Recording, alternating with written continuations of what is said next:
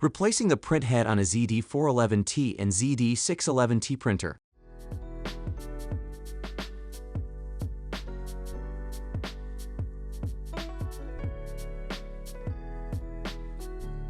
Press the printhead release tab inward to disengage the printhead. Gently but firmly disconnect the printhead cables.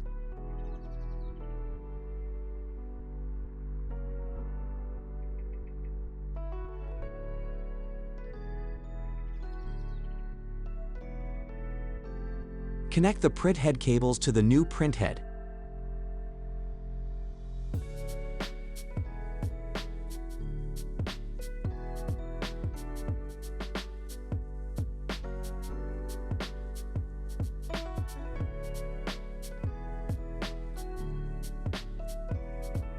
Insert the left side of the printhead into the recessed area. Push the right side of the printhead into the printer until it locks into place.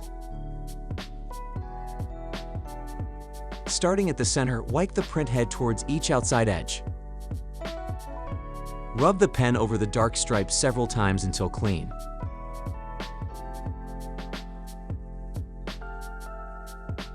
Allow the printhead to dry completely.